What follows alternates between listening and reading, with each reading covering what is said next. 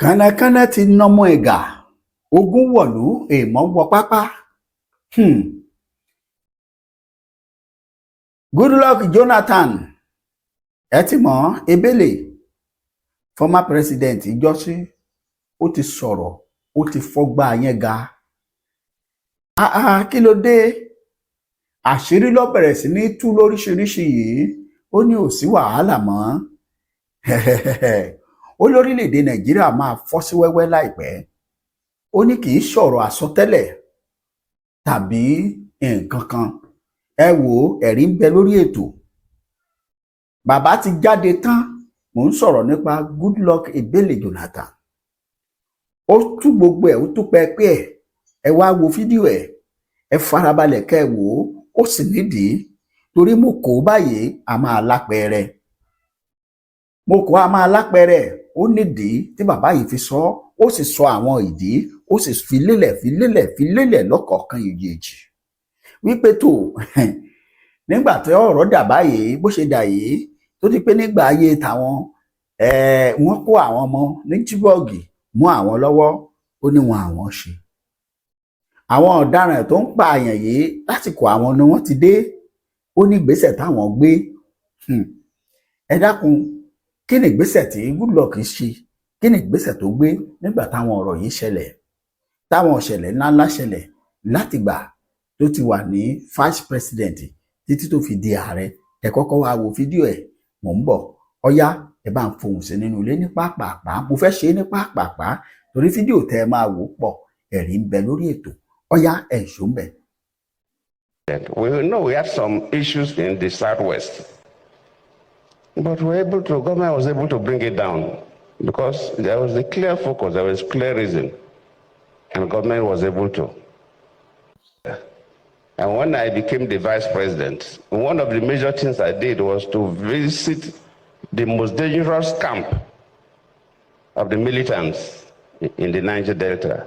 I remember when we flew down to Warri, by the time we get to the waterfront to take boats to that camp, they sent information to us that anybody following me must not carry weapon.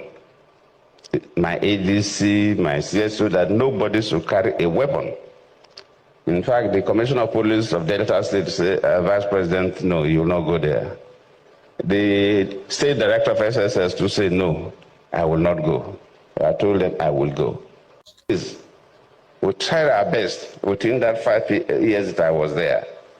I believe late Buhari too must have tried his best because one of the committees we set up then, the Boko Haram nominated Buhari to lead their team to negotiate with government.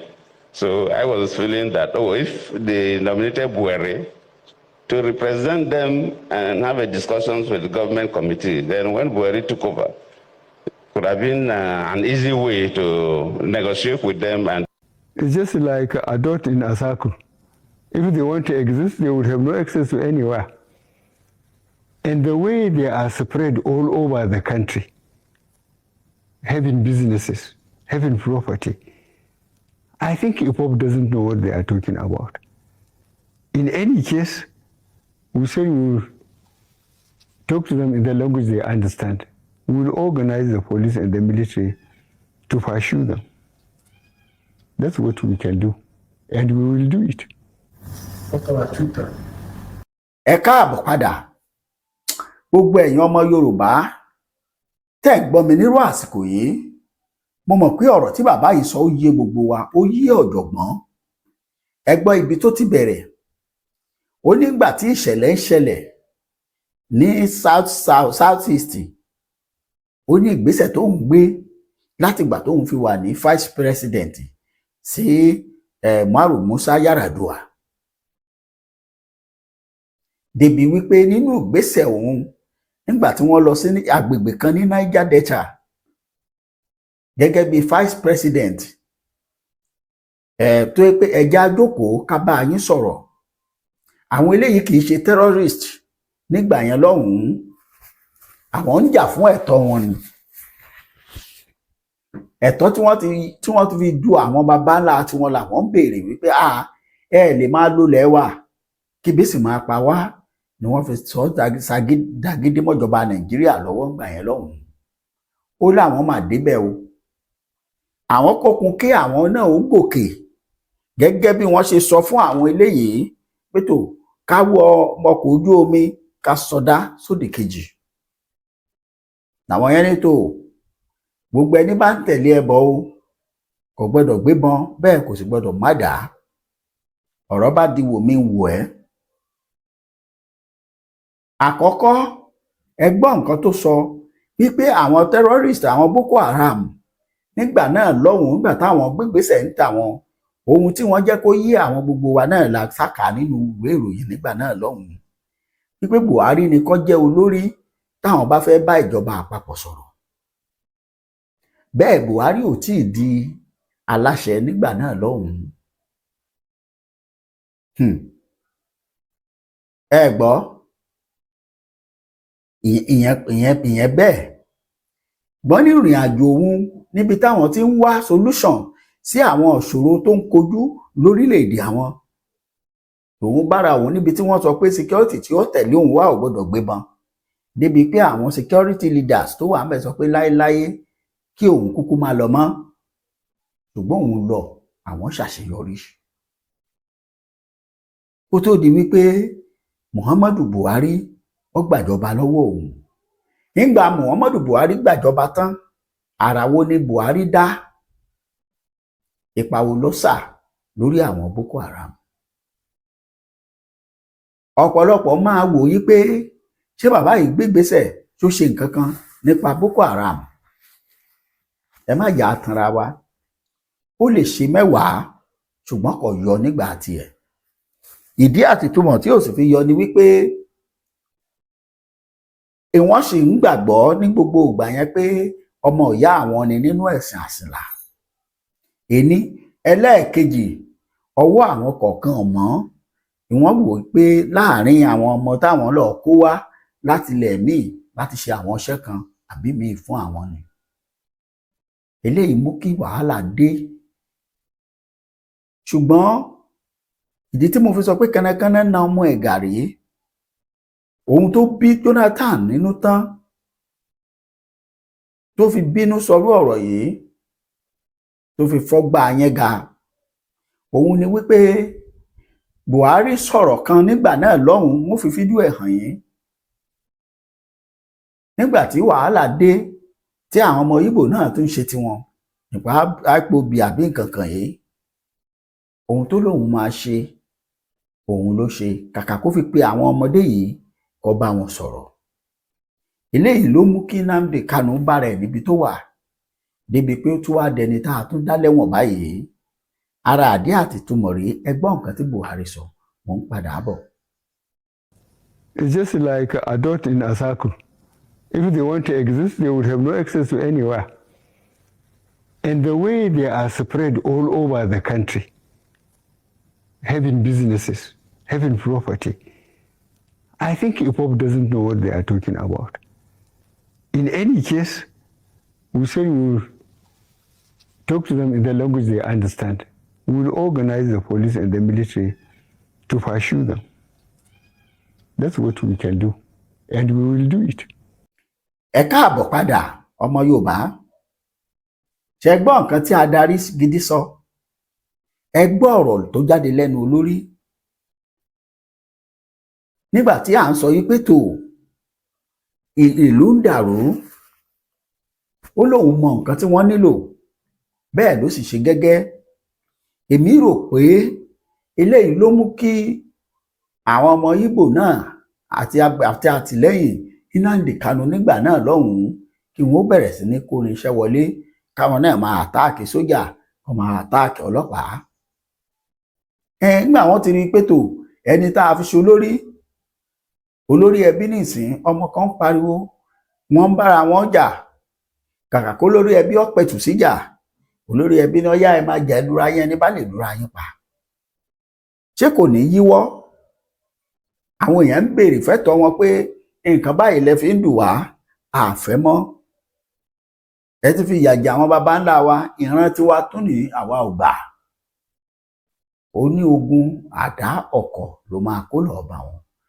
ogun àti àdá àgbà yẹn nísìnyí ni ò tí ì bọ́lẹ̀ lọ́wọ́ wọn báyìí.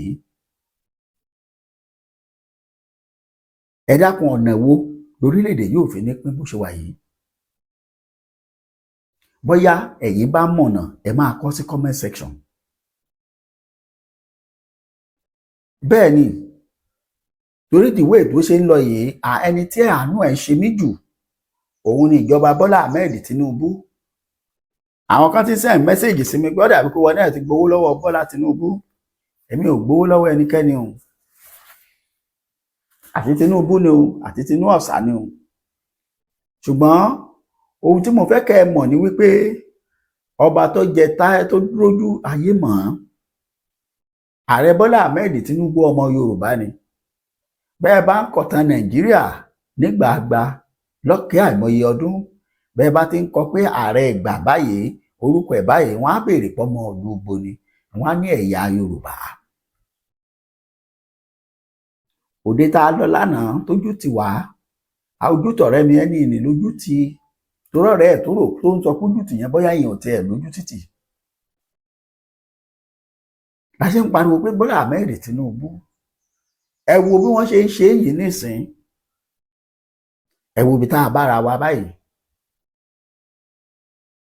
ẹ wo ọ̀nà tá a bára wa báyìí.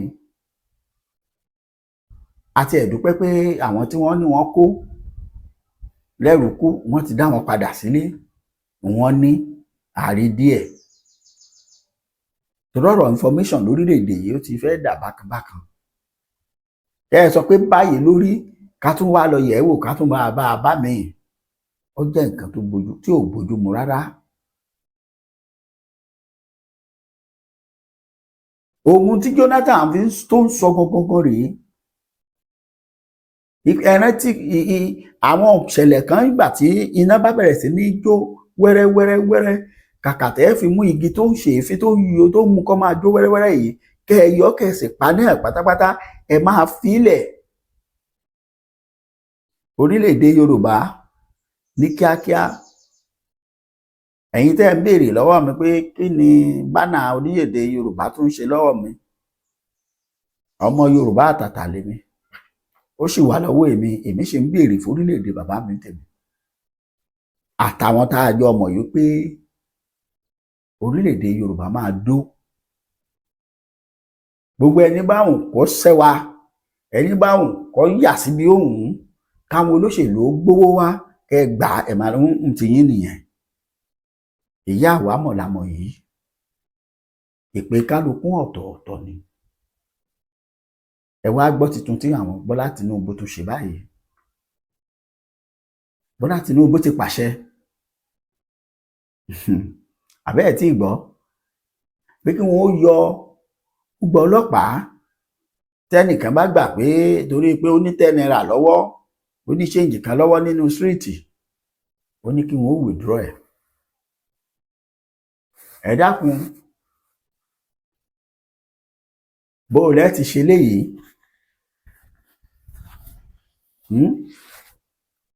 Àwọn ọlọ́pàá tí ń tẹ̀lé yín, wọ́n ní kí wọ́n kó wọn wájú ogun. Ṣé ọ̀nà wo lẹ́ gbé gbà? Àwọn kábíyèsí ilẹ̀ wa ń kọ́.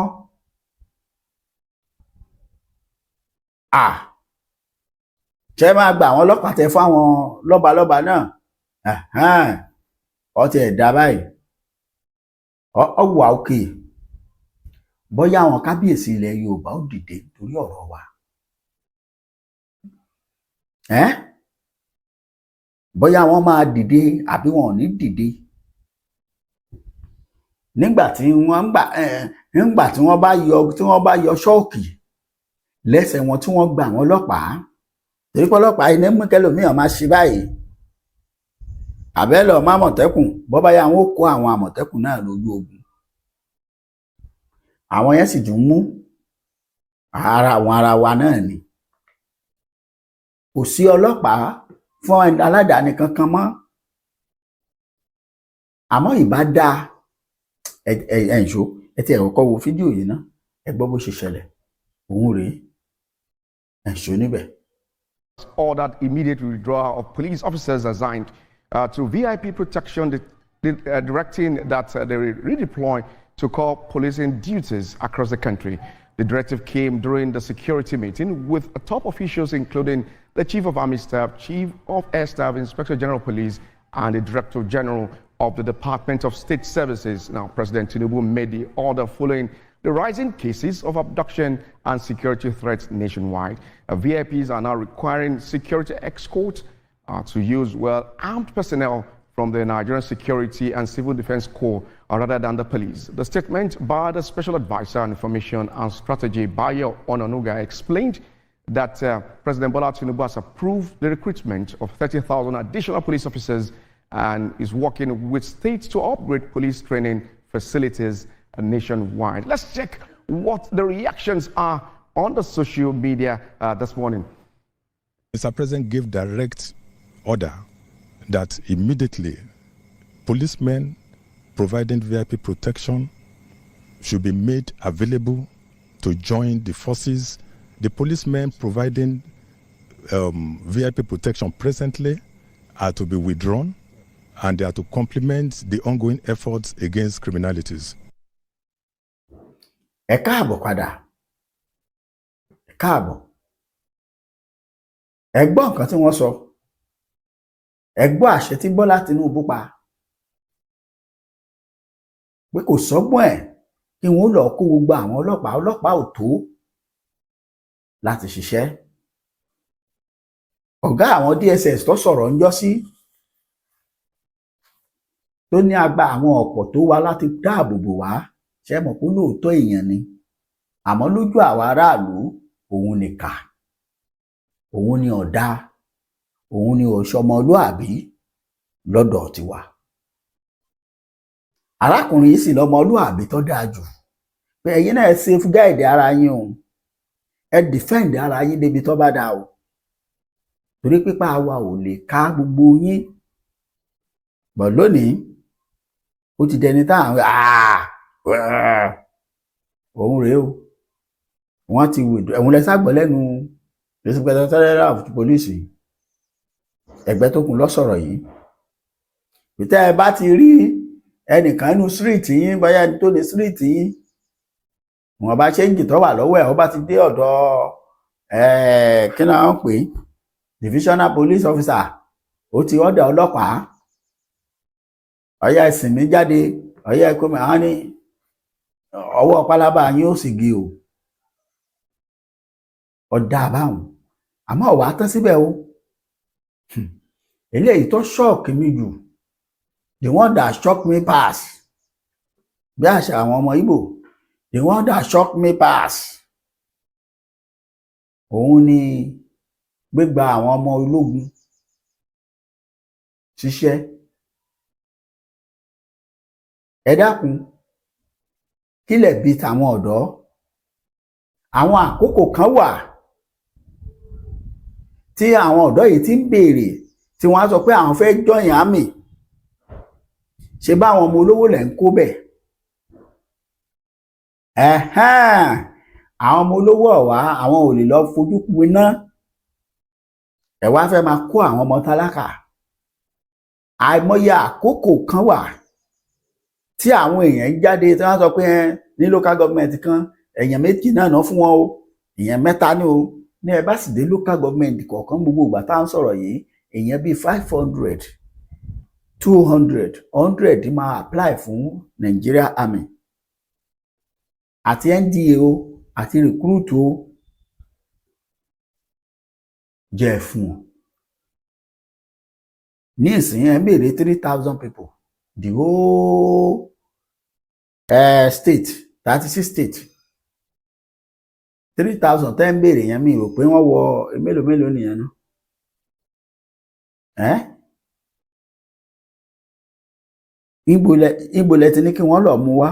Refuse to join the army, we will make it mandatory for everybody from the age 18 and above.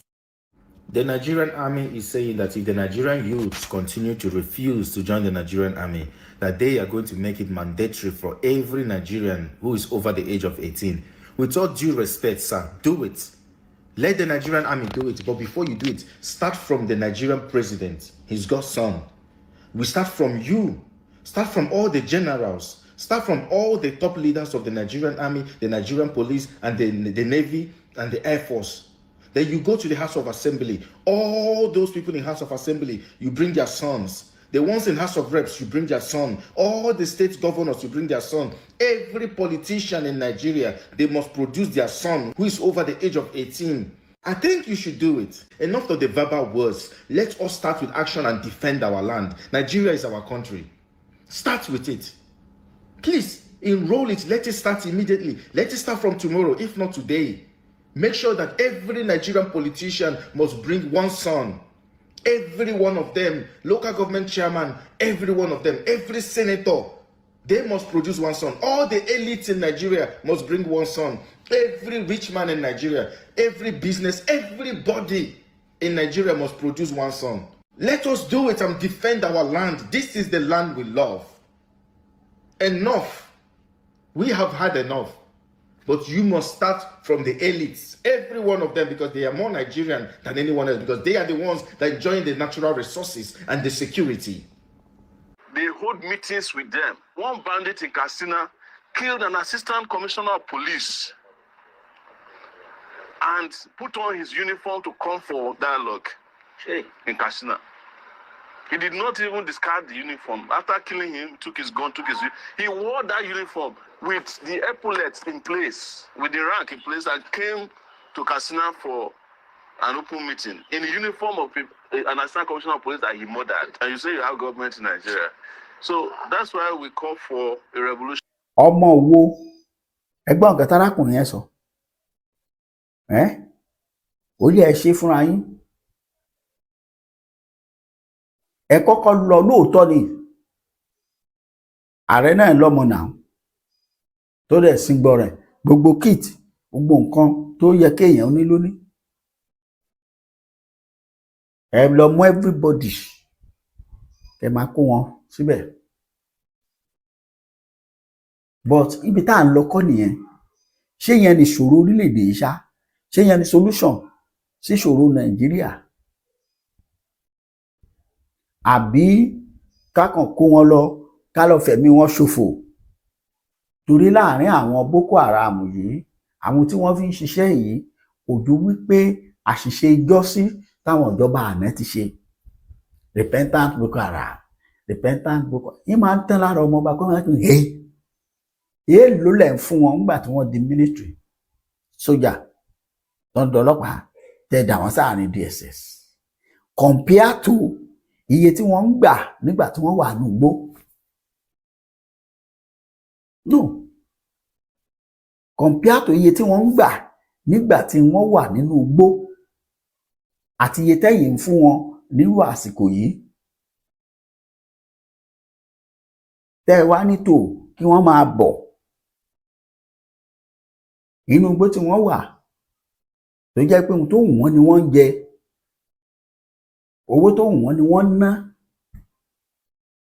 Táwọn wá ṣàwọn kọ̀ọ̀kan láàrin ara wọn pé ẹ̀yin sọ pé repent, ẹ sọ pé ẹ máa Allah ni Allah ti gbà yín, ẹ̀yin ò jagun mọ́.